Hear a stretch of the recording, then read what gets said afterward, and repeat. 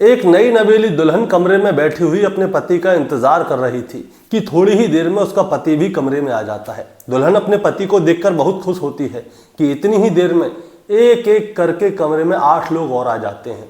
अब दुल्हन उन 8 लोगों को देखती है और चौंक जाती है। अपने पति से पूछती है कि ये लोग कौन हैं और हमारे कमरे में रात के समय पे क्या कर रहे हैं। तो पति कहता है कि आज ये 8 लोग ही तुम्हारे पति हैं, क्योंकि आज मैं तुम्हें जुए में हार गया हूं। इसकी वजह से आज तुम इन 8 लोगों के साथ में ही सुहागरात मनाओ। दुल्हन जैसे ही ये वाली बात सुनती है तो वो सदमे में आ जाती है। इसके बाद वो 8 लोग एक एक करके उस दुल्हन के साथ सुहागरात मनाते हैं, उसके साथ गलत काम करते हैं और फिर वहां से चले जाते हैं। इसके बाद दुल्हन का रो रो के बुरा हाल हो जाता है कि थोड़ी ही देर बाद उसका ससुर भी कमरे के अंदर आ जाता है। वो भी दुल्हन के साथ में गलत काम करता है। ससुर चला जाता है। उसके बाद उसकी ननद का पति उस कमरे में आ जाता है। वो दुल्हन के साथ में गलत काम करता है, वो चला जाता है। उसकी थोड़ी ही देर बाद उसका जेठ भी कमरे के अंदर आता है। फिर वो उस दुल्हन के साथ गलत काम करता है और गलत काम करके चला जाता है। टोटल मिला के 11 लोग इस दुल्हन के साथ में गलत काम करते थे और जब जब मौका मिलता था इसके साथ गलत काम करते थे।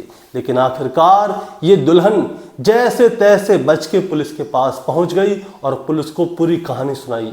आखिर दोस्तों इस दुल्हन के साथ ऐसा क्यों हो रहा था, क्या हो रहा था, आज की कहानी से जानेंगे।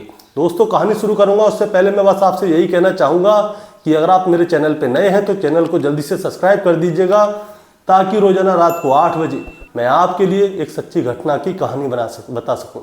नमस्कार दोस्तों, मैं गौरव शर्मा और आप देख रहे हैं गौरव शर्मा सफ़र।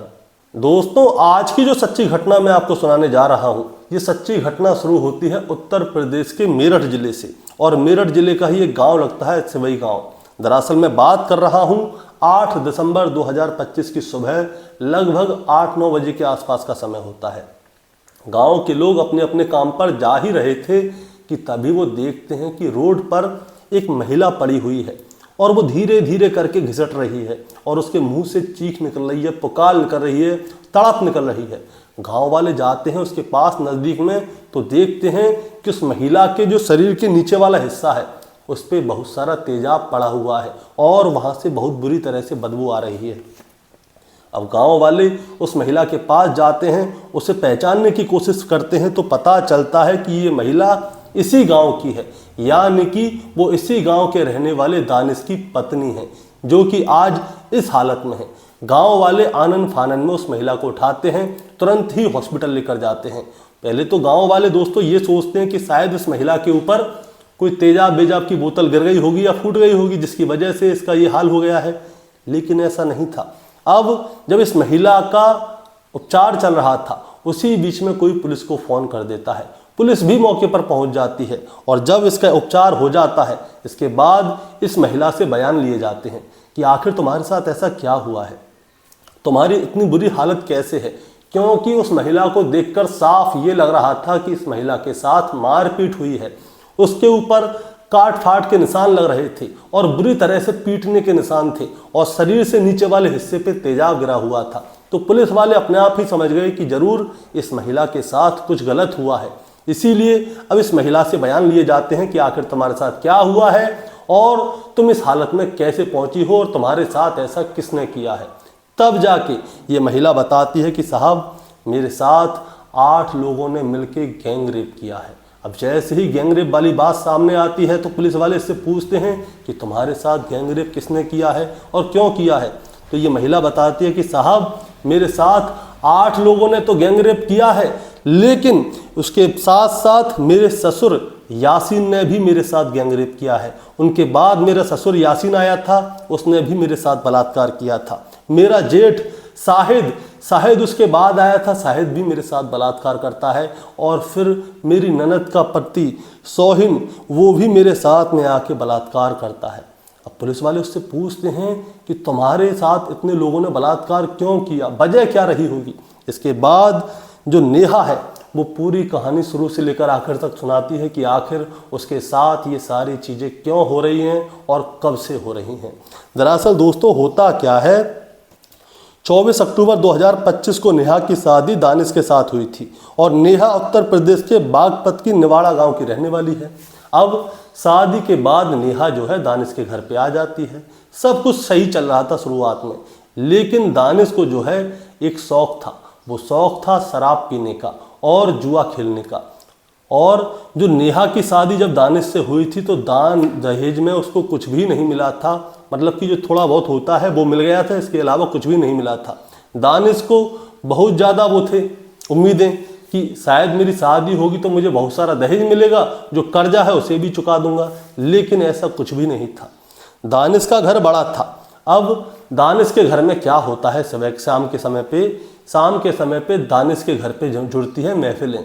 वहाँ पे आके लोग शराब पीते हैं और जुआ खेलते हैं, और दानिश को भी जुआ खेलने का शौक था, शराब पीने का शौक था।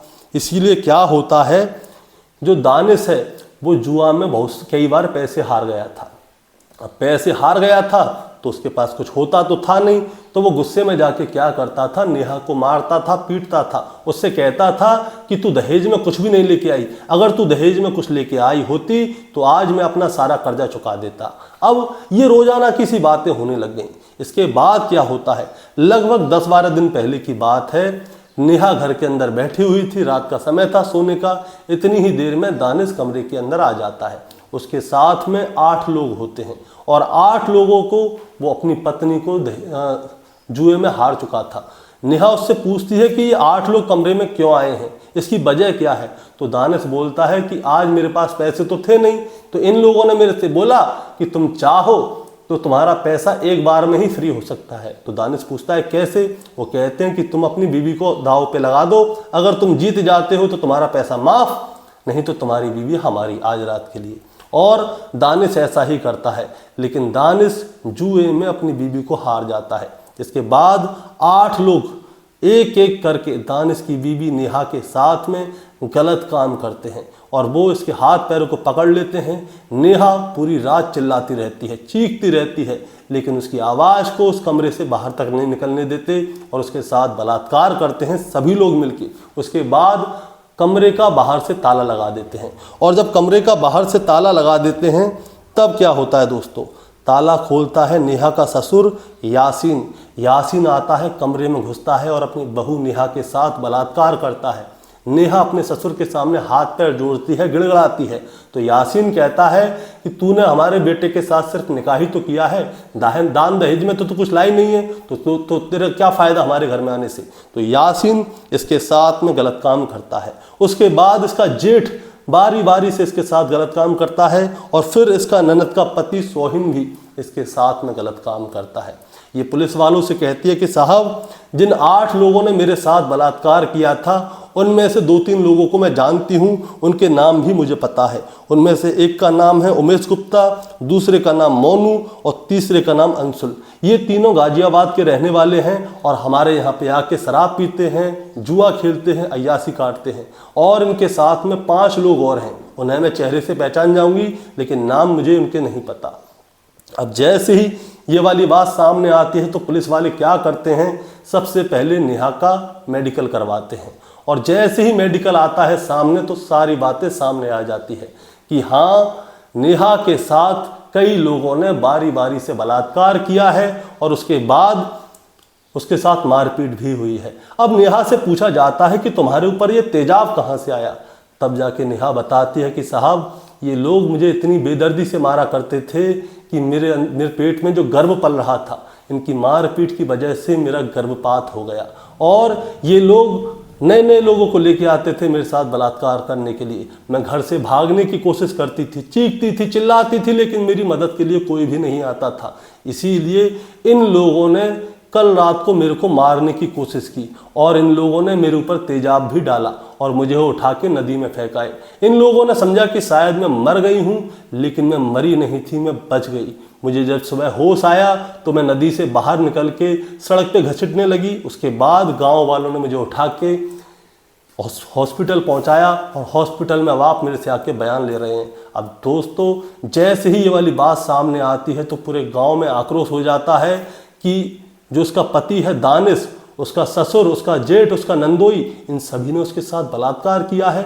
और जो उसके घर में जुआ खेलने आते थे, शराब पीने आते थे, उन लोगों ने भी उस बहू के साथ में बलात्कार किया है। आखिर उस बहू की गलती क्या थी? अब जैसे ही ये सारी बातें सामने आती है तो पुलिस तुरंत मौके पर जाती है। उमेश गुप्ता, मोनू, अंशुल, यासीन, दानिश और शाहिद, इन सभी को गिरफ्तार कर लेती है। उसके पुलिस को गिरफ्तार कर लेती है और उसके पति को भी गिरफ्तार कर लेती है। इन सभी को गिरफ्तार कर लिया गया है। अब इसके दानिश, जो इसका पति है, उससे पूछताछ होती है तो दानिश कहता है कि हाँ साहब, मुझे जुआ खेलने का शौक है, लेकिन उस समय पे मैं भूल गया था, मुझे सही गलत की कोई समझ नहीं थी कि मैं करूं तो करूं क्या, मेरे ऊपर बहुत ज़्यादा कर्जा हो गया था और मेरे सामने एक ऑफर था कि या तो अपनी पत्नी को हारो या फिर पूरे पैसे को हम गुतो। इसीलिए मैंने सोचा कि शायद मैं उस दिन जीत जाऊंगा, लेकिन मैं उस दिन अपनी पत्नी को हार गया। और हार गया तो भैया उसने अपनी पत्नी को उन 8 लोगों के सामने परोस दिया। उसके बाद दानिश के बाप, उसका भाई, उसका जीजा, इन तीनों ने भी उसके साथ बलात्कार किया। दोस्तों, अब ये सभी लोग जेल जा चुके हैं। और एक और बात, इस कहानी को सुनाने का मतलब आपको परेशान करना या विचलित करना नहीं है, बस आपको बताना है और जताना है। बताना जताना ये है कि जब एक बाप अपनी बेटी के लिए रिश्ता देखने जाता है तो वो बस एक ही चीज़ देखता है कि लड़के को कोई शौक तो नहीं है, जुआ तो नहीं खेलता, शराब तो नहीं पीता। बाप हमेशा सही रहता है, लेकिन कभी कभी बिचौलिया जो हैं उस लड़की के बाप से बहुत सारी झूठी बातें कर देते हैं कि लड़के को तो कोई शौक है ही नहीं, ना वो शराब पीता है, ना जुआ खेलता है। लेकिन ऐसा कुछ नहीं है। जब भी आप अपनी बेटी की शादी कहीं पे करवाने जाएं तो सबसे पहले ये जरूर देखें कि लड़के को क्या शौक है, शराब पीता है, जुआ खेलता है, कितनी शराब पीता है, कितना जुआ खेलता है, ये सारी जानकारी लें। और हाँ, अगर लड़का ऐसा कोई ऐब करता है तो उससे दूरी बना लें, कोई ज़रूरत नहीं है ऐसे घर में लड़की भेजने की, नहीं तो जैसा नेहा के साथ हुआ है वैसा और लड़कियों के साथ भी हो सकता है। दोस्तों, आपका क्या कहना है इस कहानी के बारे में, जरा आप हमें कमेंट में बताएं। चैनल पे नए हैं तो सब्सक्राइब करके जाएं ताकि रोजाना रात को 8 बजे मैं आपके लिए एक सच्ची घटना की कहानी लेकर आ सकूं। नमस्कार।